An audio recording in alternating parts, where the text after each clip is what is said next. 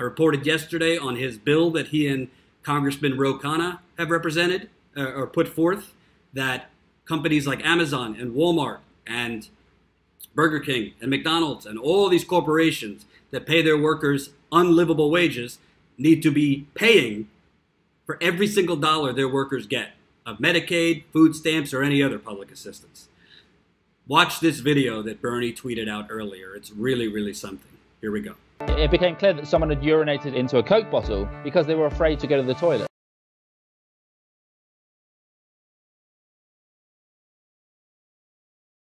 In late 2015, I set out to write a book about the low-pay economy in Britain, and the first company I worked at, I ended up in an Amazon warehouse. It's no exaggeration to say that it was probably the worst place I've ever worked in. And I'm someone who, when I was younger, did jobs in warehouses. I did manual jobs for many years. The experience at Amazon was one I felt of exploitation. There were rules that were laid down for workers that you couldn't not break. You were being given disciplinaries for going to the toilet. You were given disciplinaries for taking days off sick, even if you provided a doctor's note to say why you were off sick. And you were constantly tracked by management. Your productivity rates became so high that you ended up running around this huge warehouse just trying to keep up with your orders. And at the same time, there was a prohibition on running around the warehouse. You'd receive a disciplinary for that. The atmosphere of the Amazon warehouse I worked in had the atmosphere of what I imagined a prison would feel like. You weren't treated with any respect, with any dignity. You claim that you found a bottle with urine in it at the warehouse. One of the consequences of this obsession with productivity and these onerous targets we were given at Amazon was you were afraid to go to the toilet, because if you took 5 minutes to go to the toilet, you were then admonished about it by management when you returned to work. One day when I was working in the warehouse, I was walking down one of the huge aisles and I noticed a Coke bottle of kind of yellow liquid, and my instinctive reaction was, what on earth is that? And then on closer inspection, the lid was off and the smell became apparent. It became clear that someone had urinated into a Coke bottle because they were afraid to go to the toilet. It became very obvious why someone might have done that, because there was an atmosphere of fear around something as basic as going to the toilet.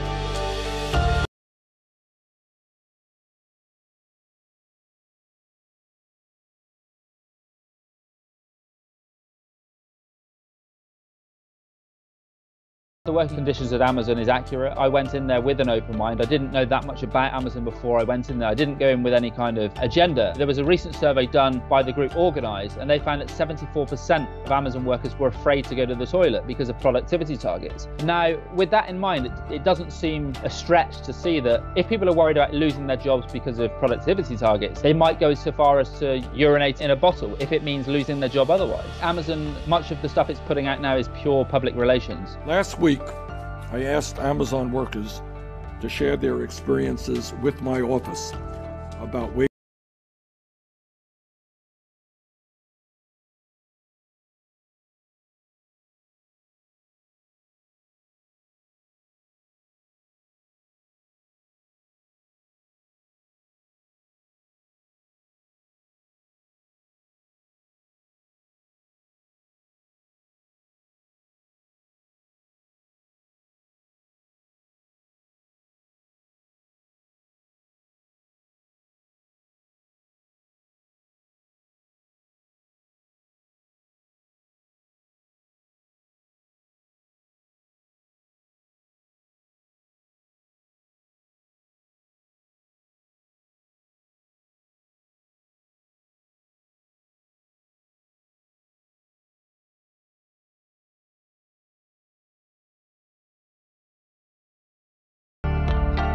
My position at Amazon was an order picker. I'd work 10.5 hours a day, and I would walk in that time around 10 miles a day. And it's very tiring work, and within that day, officially you'd have half an hour for a lunch break and then 2 separate 10-minute breaks. But in practice, it would be much less than that, because you're in such a huge warehouse, you have to go through security to get to the canteen. Your half-hour break was realistically 15 to 20 minutes, and your 10-minute break was 5 minutes. And the issue of working conditions, I'm very proud of our working conditions. If I was Jeff Bezos, I would be ashamed of the working conditions at Amazon. The stories have gone on for long enough that he can't plead ignorance to what's going on in his warehouses. There are policies which are set, which are coming down from on high. And I'm very proud of the wages that we pay. The wealthiest man in the world, the head of the biggest multinational in the world, is effectively saying that he can't afford to pay workers a living wage, and he can't afford to treat workers with the dignity that all workers deserve. The initial response to the work that I did was, first of all, they wanted to meet up for coffee with me, as typically typically corporations tend to do when a journalist writes something negative about them. Then it moved on to trying to get me to edit certain things I was writing and paint Amazon in a more favorable light. And then secondly, it was... I think you get the hang of it.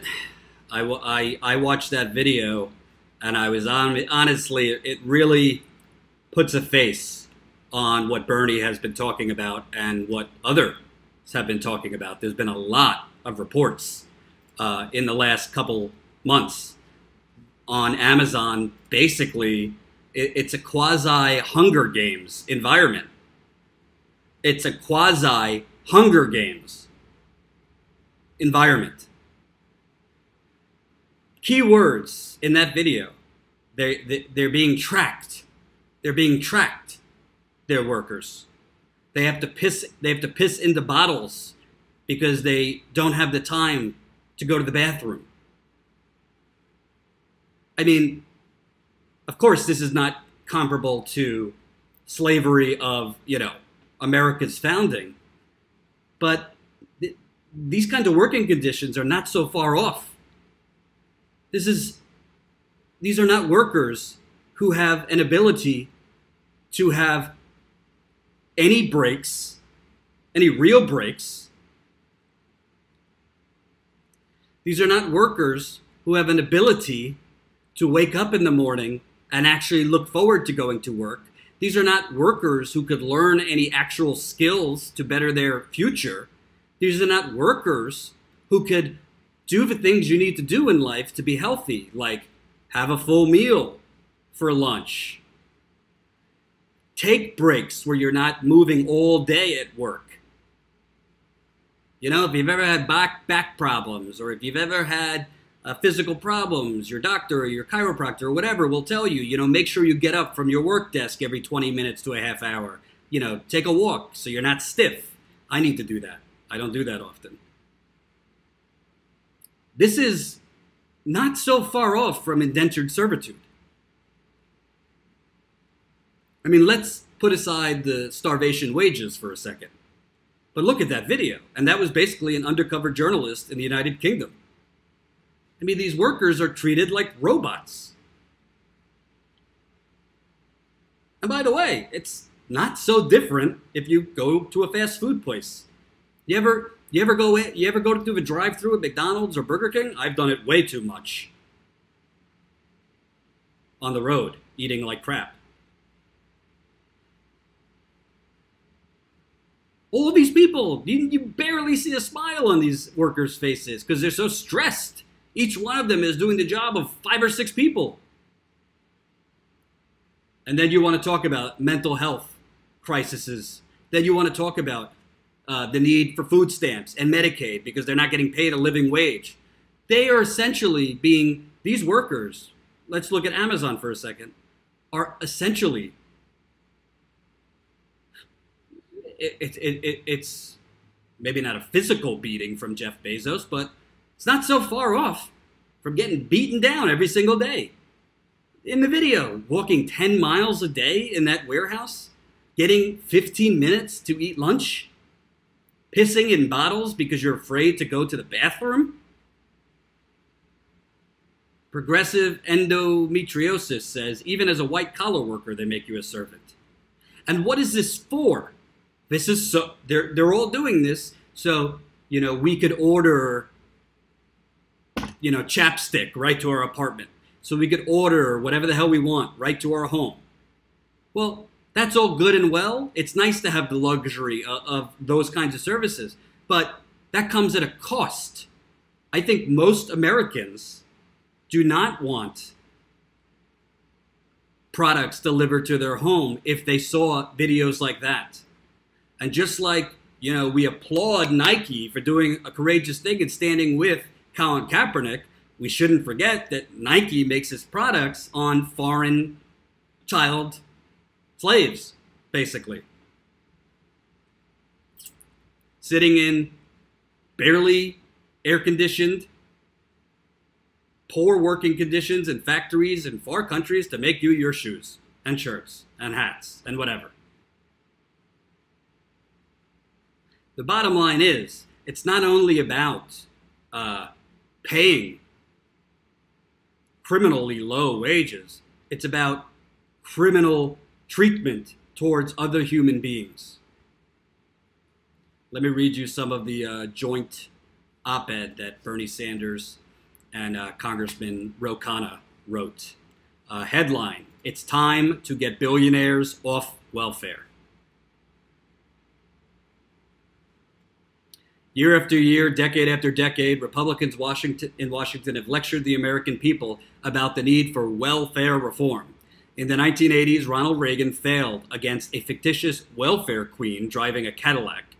Just a few years ago, Republicans turned their attention to a young surfer who used the food stamp program to purchase lobster. But if you listen closely, you will never hear much talk from our Republican colleagues about some of the biggest welfare recipients in America. I'm just going to interject. You don't really hear a lot of talk from Democrats about it either. The billionaire owners of some of the most profitable corporations in our country. Here are just a few examples. Jeff Bezos, the founder of Amazon, is the wealthiest person on earth, according to the Bloomberg Billionaires Index. He's now worth $168 billion.